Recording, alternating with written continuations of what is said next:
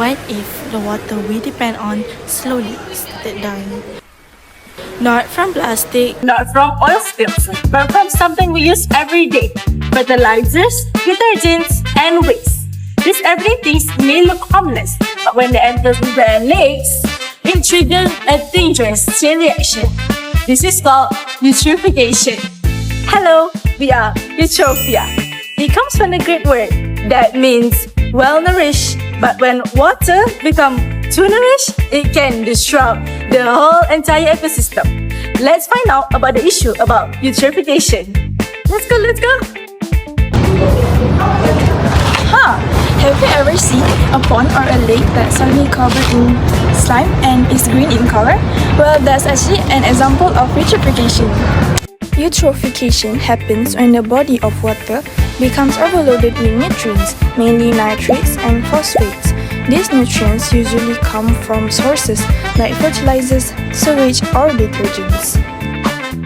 With all these nutrients, algae start growing very rapidly, forming thick layers called algal blooms. This growth can cover the water surface and change the natural balance of the ecosystem.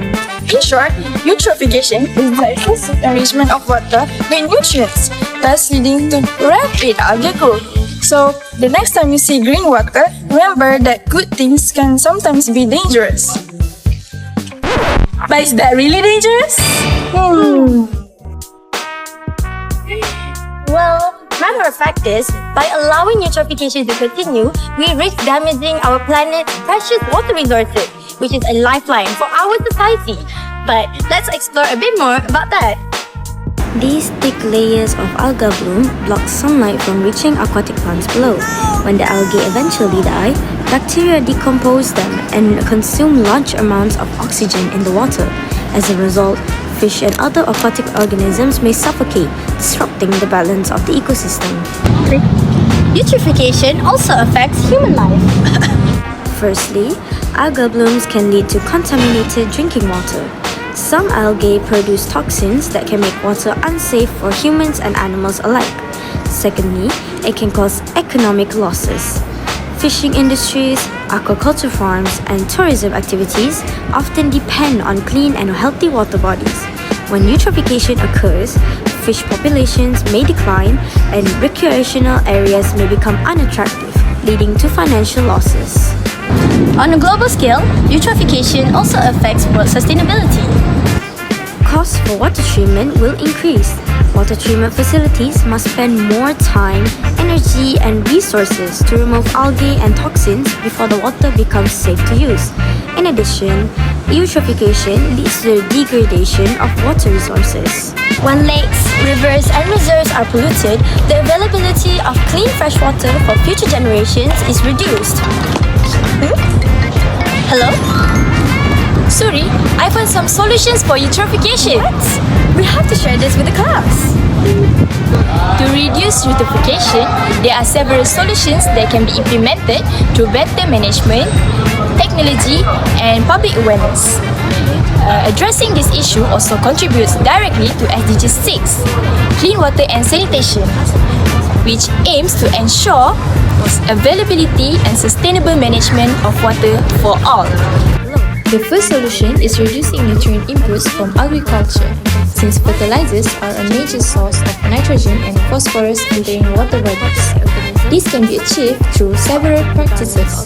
For example, precision farming allows farmers to apply fertilizers at the right time, in the right amount, and in the right place to reduce runoff. In addition, buffer strips and riparian zones, which are vegetated areas planted along rivers and streams, can absorb excess nutrients before they reach the water. Farmers can also plant cover crops during the off-season to reduce soil erosion and prevent nutrients from being washed away. Another solution is upgrading wastewater treatment systems. By using modern technologies such as advanced nutrient removal, treatment plants can remove large amounts of nitrogen and phosphorus before releasing treated water back into the environment. Not only that, these systems require less frequent maintenance and fewer repairs, allowing for long-term use. We can minimize unpleasant odors and improve the surrounding environment, all the while protecting our aquatic life. Not to mention, we also need to increase public awareness and education. Communities can help by reducing fertilizer use at home, properly disposing of pet waste, and avoiding detergents that can contain phosphorus. Strong policies and international cooperation are essential to this.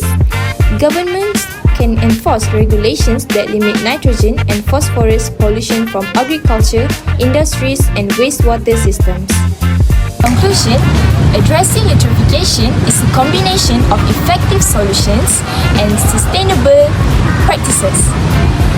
By adhering to SDG 6, clean water and sanitation, the primary source of life on Earth is protected.